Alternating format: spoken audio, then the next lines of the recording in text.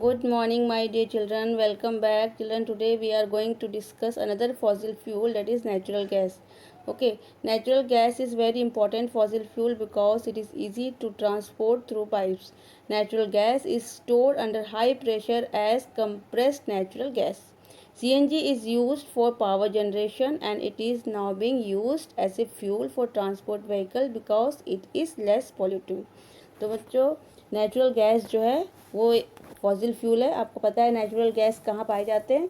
हमने पढ़ा है कि नेचुरल गैस जो है पेट्रोलियम के ऊपर डिपॉजिट होते हैं और कहाँ होते हैं, वो नॉन पोरस रॉक्स के मिडल में जो पेट्रोलियम होते हैं उनके ऊपर जो है नेचुरल गैस होते हैं, या कभी कभी अलोन अकेले सिर्फ नेचुरल गैस के डिपॉजिट्स भी मिलते हैं, राइट। तो ये जो नेचुरल गैस है ये मिक्सचर ऑफ हाइड्रोकार्बन है। हाइड्रोकार्बन क्या होता है? हाइड्रोजन और कॉम्बिनेशन किसे बॉन्डिंग से जो हाइड्रोकार्बन बनते हैं उसे हाइड्रोकार्बन कहते हैं। जैसे कि मीथेन, मीथेन जो है उसका फॉर्मूला है CH4, इसमें C1 है, H4 है, दोनों के कॉम्बिनेशन से ही मीथेन बना है जो कि एक हाइड्रोकार्बन है। उसी तरह मीथेन, इथेन, बुटेन, प्रोपेन, ये सारे हाइड्रोकार्बन हैं।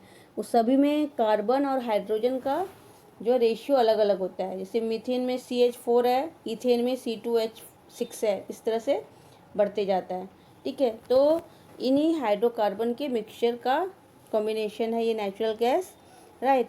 एंड ये एक आइडल फ्यूल है क्योंकि इसमें कोई स्मोक नहीं होता है, वो ब्लू कलर के जो उनका फ्लेम होता है, राइट। और उसमें कोई भी ऐश लीव नहीं करता है, मतलब जलने के बाद कुछ भी नहीं बचता है। So it is a ideal fuel and its calorific value बहुत ज़्यादा होती है, मतलब ज़्यादा वो कैलोरी बर्न करने के बाद ज़्यादा एनर्जी देती है, राइट। और CNG जो है मुख्य रूप से त्रिपुरा, राजस्थान, महाराष्ट्र, कृष्णा और गोदावरी डेल्टास में पाए जाते हैं, राइट। तो बच्चों, जब नेचुरल गैस को जब कॉम्प्रेस किया जाता है ना तो वो बन जाता है CNG। कॉम्प्रेस करने का मतलब है उसका स्पेस कम कर दिया जाता है। एक एग्जांपल में समझ लो, जैसे कि 1 लीटर गैस जो है एक बड़े से बॉक्स में डाल दिया, ठीक है। यदि आपने उतना ही गैस एक छोटे से बॉक्स में डाल दिया तो क्या हो गया, उसके गैस को उतने ही गैस छोटे से बॉक्स में डाल दिया तो गैस तो उसमें भी अट जाएगा, ठीक है ना, तो उसमें भी आ जाएगा, तो वो कंप्रेस हो गया। लेकिन है ना, उतना ही गैस यदि हम छोटे स्पेस में डाल दें तो वो कंप्रेस हो गया, और ज़्यादा छोटे में डाल दे उतने ही गैस तो वो और ज़्यादा कंप्रेस हो गया। तो इसी तरह से जब नेचुरल गैस को कंप्रेस करके रखा जाता है तो उसे बोलते हैं कॉम्प्रेस्ड नेचुरल गैस। एंड ये यूज होता है पावर जनरेशन के लिए। नाउ आजकल इसका यूज़ ट्रांसपोर्ट व्हीकल्स के लिए यूज़ होता है, व्हीकल्स में यूज़ होता है।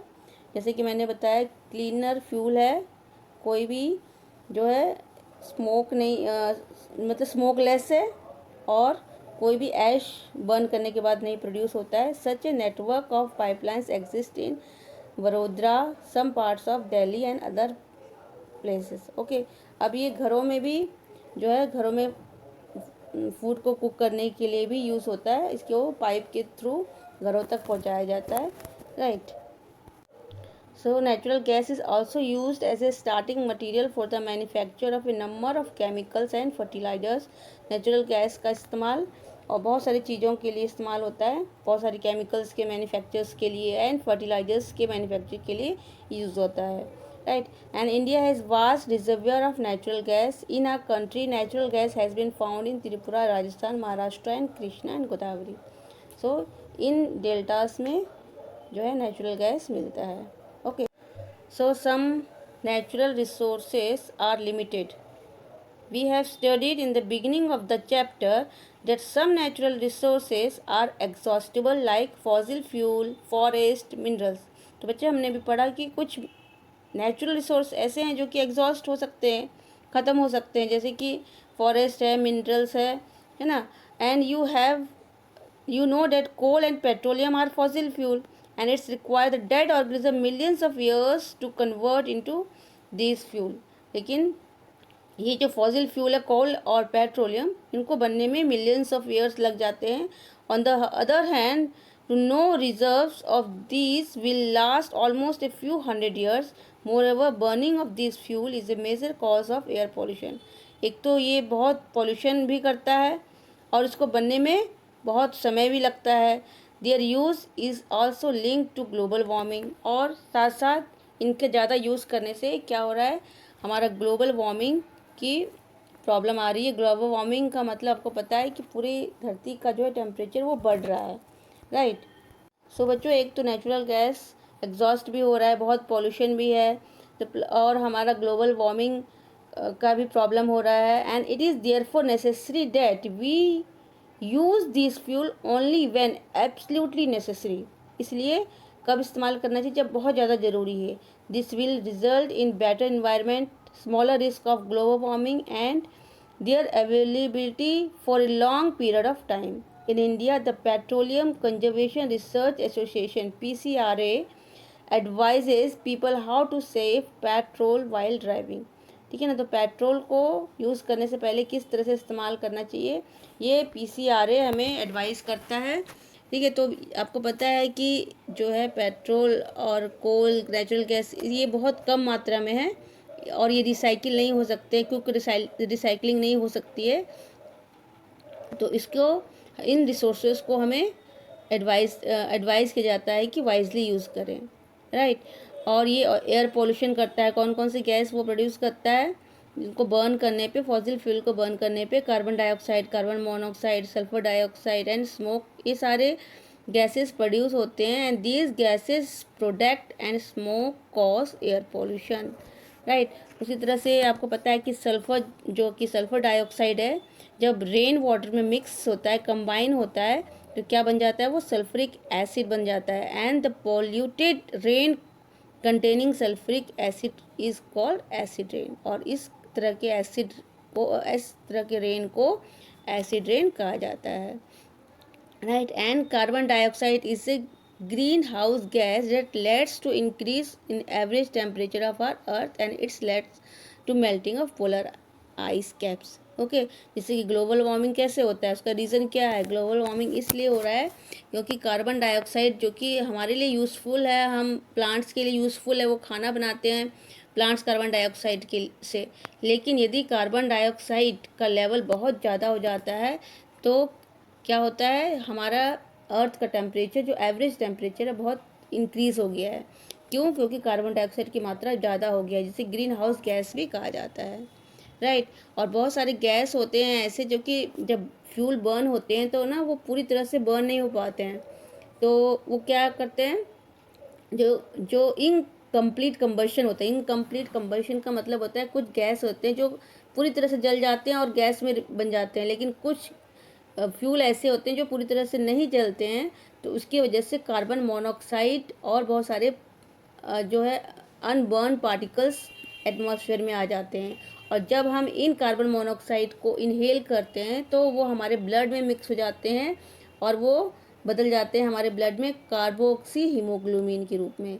And due to this haemoglobin become unable to carry oxygen to the body cells that result in the death due to suffocation। और जिसकी वजह से ये हमारी हीमोग्लोबिन जब हमारी बॉडी में रहता है तो हम क्या करते हैं, हम ऑक्सीजन को इनहेल नहीं कर पाते हैं ठीक से, जिससे की वजह से बहुत सारे लोगों को डेथ भी हो जाता है, राइट। तो हमें क्या करना चाहिए बच्चों, conservation of fossil fuel, fuel का कंजर्वेशन करना चाहिए, ठीक है। कैसे करना चाहिए, so some natural resources are limited, there are some tips, drive at constant and moderate speed as far as possible।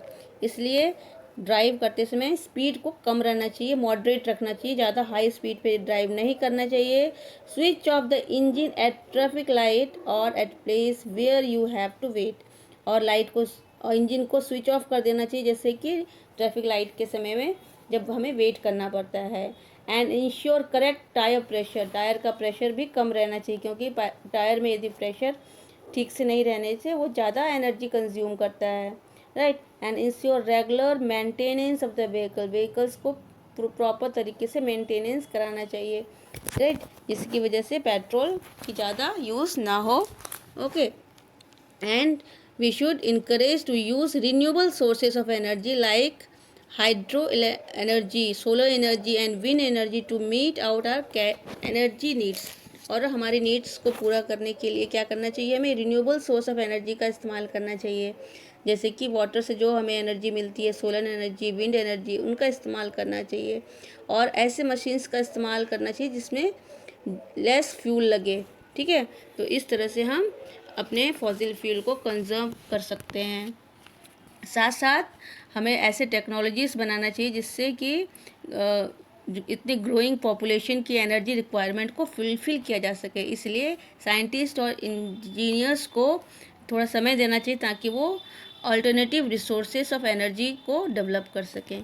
इसकी वजह से इतनी ग्रोइंग पॉपुलेशन की नीड्स पूरी हो सके।